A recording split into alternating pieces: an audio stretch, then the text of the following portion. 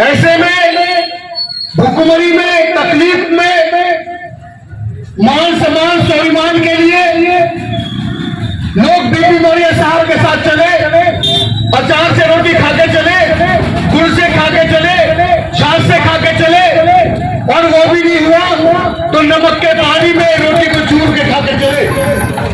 और संसाधन नहीं तो साइकिल नहीं, साइकिल भी नहीं, लोगों ने पैदल चल के गांव जाके जगाया, और बीबी मौर्य साहब ने अपने हक के लिए लड़ना सिखाया।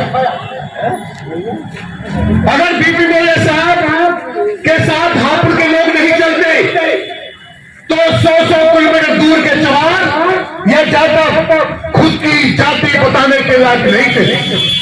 आज पूरे देश में जुल्म के खिलाफ अगर कोई इंकलाब है, अगर मनुवाद की आंखों में आंख डाल के उसकी छाती पे पैर रख के अगर कोई बात कर रहा है तो वो हमारे समाज के लोग हैं, बाकी और कोई दूसरा नजर आता नहीं।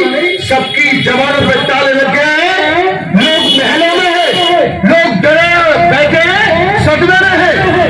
मुसलमानों के घर तोड़े गए हजारों, उनके नेताओं को एनकाउंटर में बीच चौराहे पे मार दिया गया, लेकिन उनकी भी जवानें बंद है। और कौन बोल रहा है? सिर्फ अम्बेडकरवादी लोग बोल रहे हैं। अगर मनुवाद को खतरा है, गैर बराबरी को खतरा है, जुल्म करने वालों को खतरा है, तो अम्बेडकरवाद से खतरा है। क्योंकि बाबा साहब अम्बेडकर ने कहा है कि जुल्म करने वाले से जुल्म सहने वाला ज्यादा गुनहगार है। अगर हम जय भीम बोलते हैं और इन बच्चों के अधिकार की रक्षा के लिए हम कुछ भी नहीं करते हैं तो जय भीम बोलने का कोई अर्थ नहीं। हम मूर्ति लगाते हैं बाबा साहब की और अपनी बहन बेटियों को बराबरी का दर्जा नहीं देते तो फिर मूर्ति लगाने का भी कोई अर्थ नहीं है। अगर हम शिक्षा की ओर बढ़ते नहीं है, समाज के लोग रोज दारू पीते हैं, जो 200 रुपए का पौवा पीता है, महीने में 6,000 की दारू, साल में 72,000 की, और 35-40 साल की उम्र तक 35-40 लाख रुपए की दारू पीने वाला आदमी अम्बेडकर वाली नहीं हो सकता।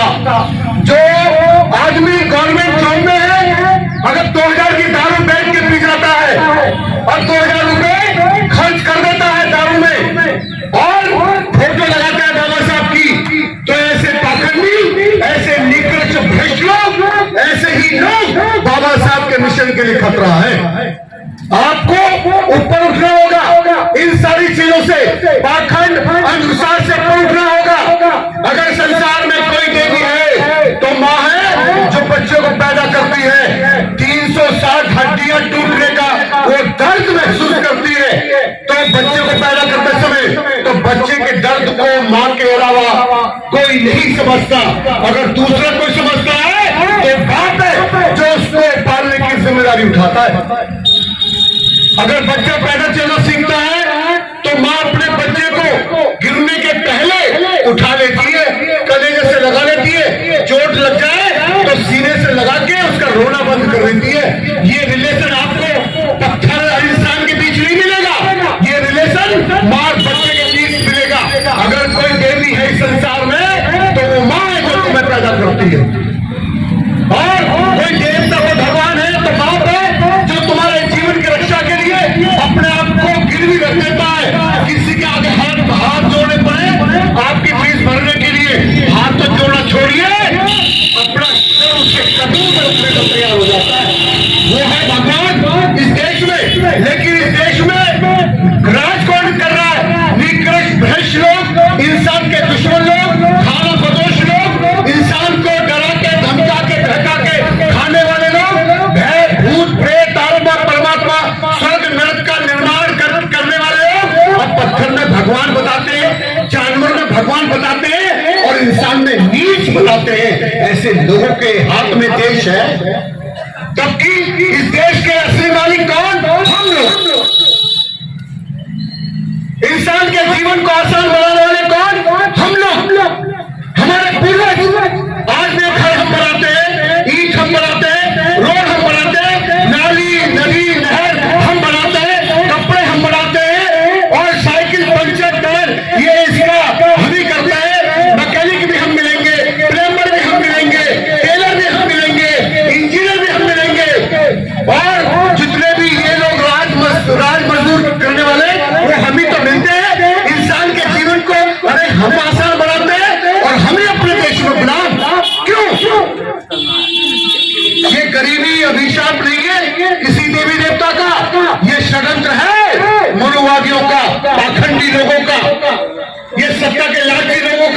सदंत है गरीबी।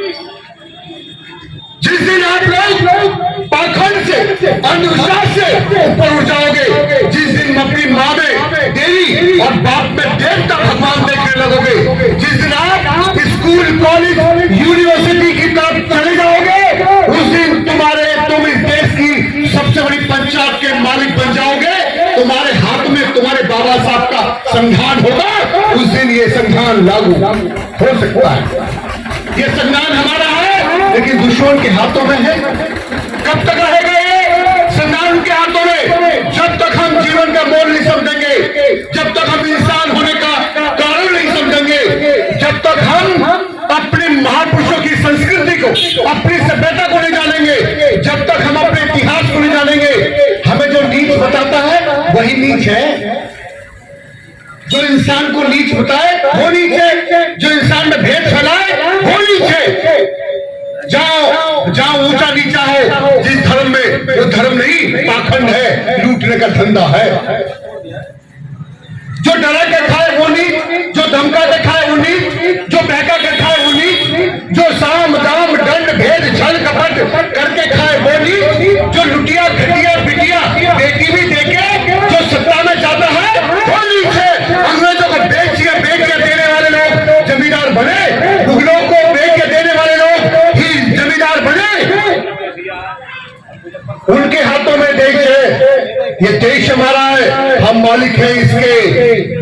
अगर आप अपने भाई से 4 इंच जमीन कब्जाना चाहो तो भाई तुम्हारा सगा तुम्हारी उसी कोख से पैदा हो जिससे तुम पैदा हुए, तुम्हारा सर फोड़ देगा। कोर्ट कचहरी थाने दर्द होंगे। अगर इन निकम्मे लोगों से, इंसान के दुश्मन लोगों से तुम्हें अपना देश छीनना है तो फिर मौत को हथेली पे रख के चलना पड़ेगा। मुकदमे भी होंगे, सर भी फूटेंगे, मौतें भी होंगी, कुर्बानी भी करनी पड़ेगी। अगर मौत का भय रखोगे तो तुम कोई राय नहीं ले पाओगे। बाबा साहब ने मौत का भय नहीं रखा, इसलिए संविधान निर्माता बने। काशीराम साहब ने मौत का भय नहीं रखा, इसलिए बहुजन नायक बने। बीपी मौर्य साहब ने मौत का भय नहीं रखा, शेर की तरह दहाड़ते थे। मैंने सुना था, मेरे बुजुर्ग मुझे बताते थे, इसलिए तुम्हें बोलना सिखाया। और भाई चंद्रशेखर आजाद ने मौत का भय नहीं रखा। सड़क से लेकर संसद तक हर जुल्म के खिलाफ अगर इस देश में कोई इंकलाब है तो भाई चंद्रशेखर आजाद है। बाकी हम अपने नेताओं की कमी नहीं तलाशते। जिनको नेता मान के बैठे आप, वो नेता नहीं है। आप जितना उनको करना था कर दिया, उनका टाइम चला गया, खत्म। अब उगता हुआ सूरज भाई चंद्रशेखर आजाद है। अरे मैं आलोचना